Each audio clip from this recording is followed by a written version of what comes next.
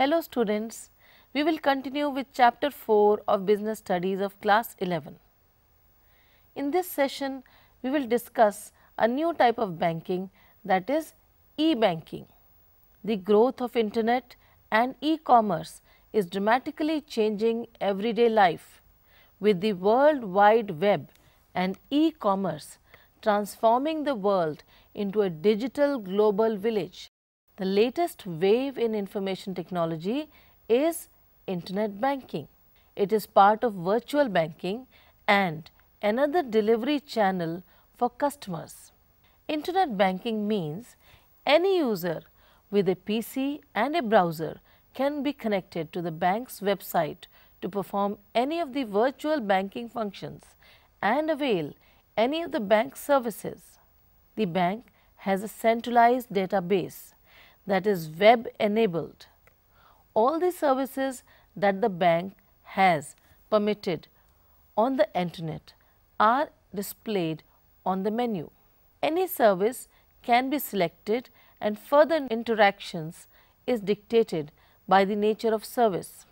These types of services provided by the banks on the internet are called e-banking.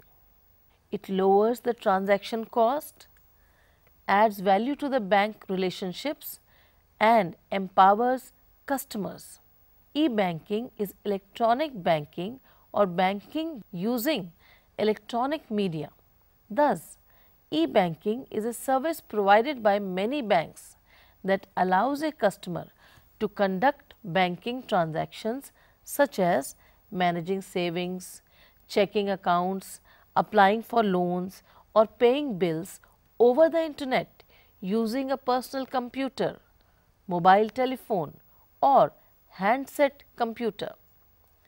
The range of services offered by e-banking are electronic funds transfer (EFT), automated teller machine (ATM) and point of sales (POS), electronic data interchange (EDI) and credit cards, electronic or digital cash.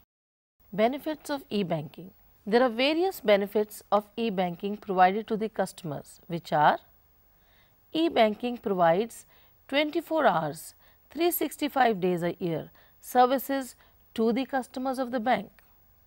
Next, customers can make some of the permitted transactions from office or house or while traveling via mobile telephone. Next, it inculcates a sense of financial discipline by recording each and every transaction. Another benefit, greater customer satisfaction by offering unlimited access to the bank, not limited by walls of the bank, or less riskier and greater security to the customer as they can avoid traveling with cash. What are the benefits of e-banking to the banks? They are, first of all, e-banking provides competitive advantage to the banks. Next, e-banking provides unlimited network to the banks and not limited to the number of branches. The other benefit is load on branches can be considerably reduced by establishing centralized database and by taking over functions. We have discussed in detail the business service of banks provided to the economy. In detail, we have discussed the various functions of banks, the benefits of banking services to the business as well as society, the benefits of e-banking. Now we come to the next important service provided to the society and business, which is insurance. Friends, life is full of uncertainties. The chances of occurrence of an event causing losses are quite uncertain. There are risks of death and disability for human life, fire, burglary risk for property, perils of the sea for shipment of goods, and so on. If any of these takes place, the individuals or organizations may suffer a great loss, sometimes beyond their capacities to bear the same. It is to minimize the impact of such uncertainties that there is a need for insurance.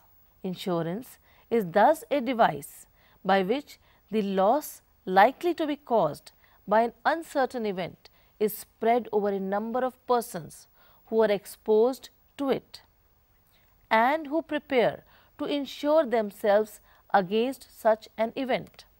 It is a contract or agreement under which one party agrees in return for a consideration to pay an agreed amount of money to the other party to make good a loss, damage or injury to something of value in which the insured has pecuniary interest, as a result of which some uncertain event. The agreement or contract is put in writing and is known as policy. The person whose risk is covered is called insured, and the firm which insures the risk of loss is known as insurer. Fundamental principles of insurance.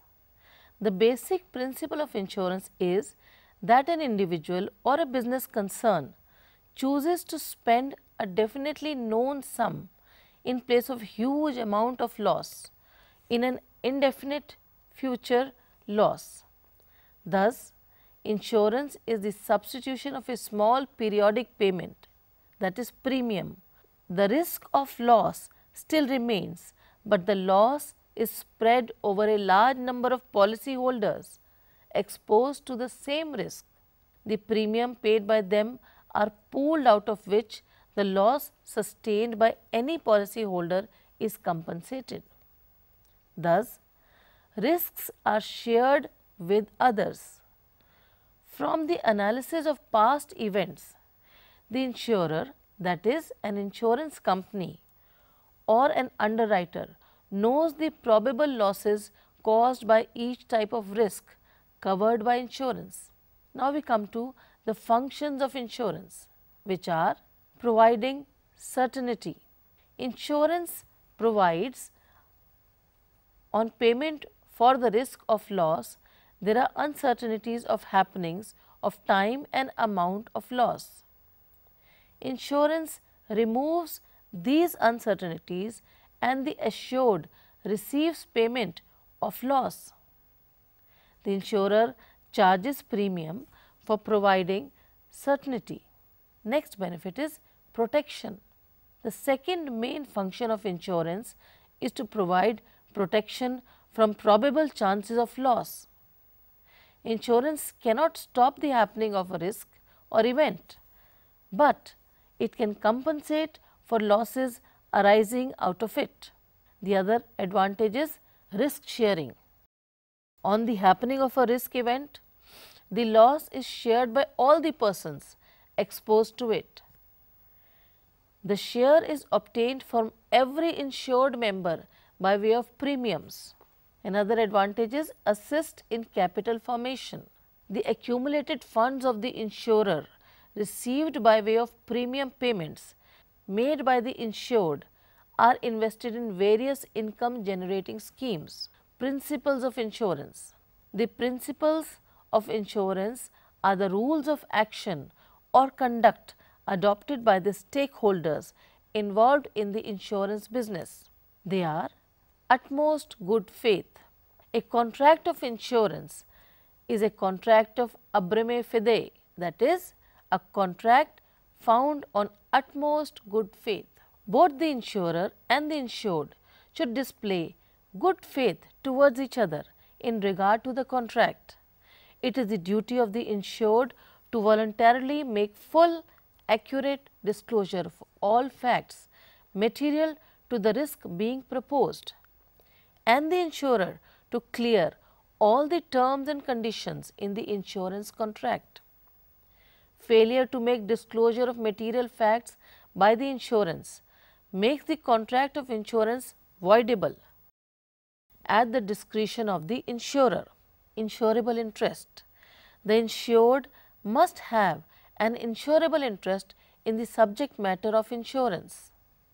Insurable interest means some pecuniary interest in the subject matter of the insurance contract.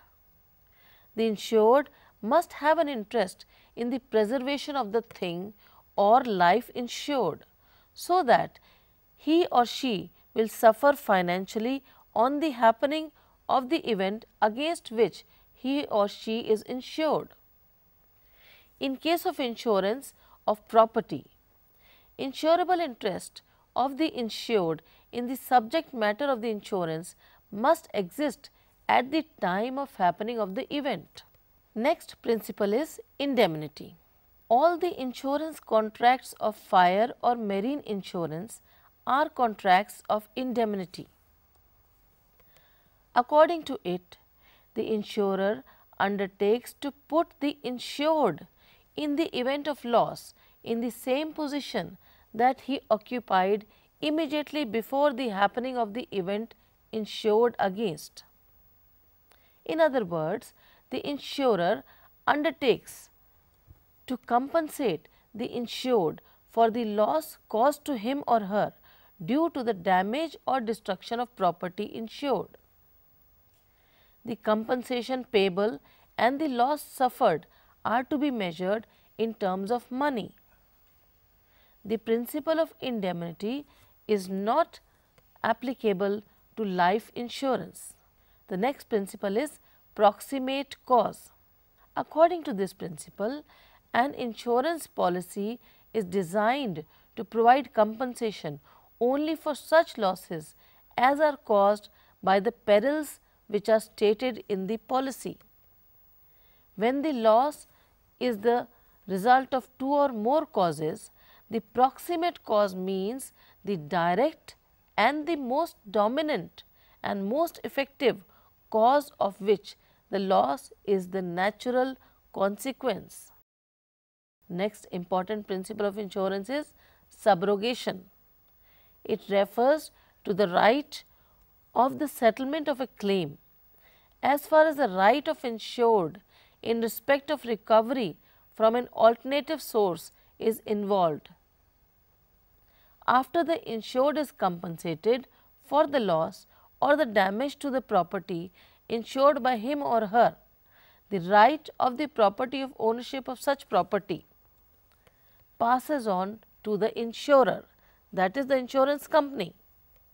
This is because the insured should not be allowed to make any profit by selling the damaged property or in the case of lost property being recovered. Next principle of insurance is contribution. As per this principle, it is the right of an insurer who has paid claim under an insurance to call upon other liable insurers to contribute for the loss of payment. It implies that in case of double insurance, the insurers are to share the losses in proportion to the amount assured by each of them. In case there is a loss, when there is more than one policy on the same property, the insured will have no right to recover more than the full amount of his actual loss. If the full amount is recovered from one insurer, the right to obtain further payment from other insurer will cease. Next principle is mitigation. This principle states that it is the duty of the insured to take reasonable steps to minimize the loss or damage. Suppose goods are kept in a storehouse which catches fire, then the owner of the goods should try to recover the goods and save them from fire to minimize the loss or damage. The insured must behave with great prudence and not be careless just because there is an insurance cover. If reasonable care is not taken, like any prudent person, then the claim from the insurance company may be lost. Now, let us test our understanding of the concept of insurance. First question: in case of life insurance, insurable interest must exist at the time of taking the policy, death, C. A and B, or D, neither A nor B? The answer is A. Second question, which of the following is not a contract of indemnity? A. Life insurance, B. Fire insurance, C. Marine insurance, or D. All of the above? The answer is of course A. So, in this session, we have discussed the meaning and benefits of e-banking in today's scenario. Thereafter, we studied reasons for insurance in business, its advantages. Then we discussed in detail the various principles of insurance, the different terms and conditions for insured and insurance company. Now, in the next session, we will study about the important business services necessary for survival of business in today's complicated business world. Thank you.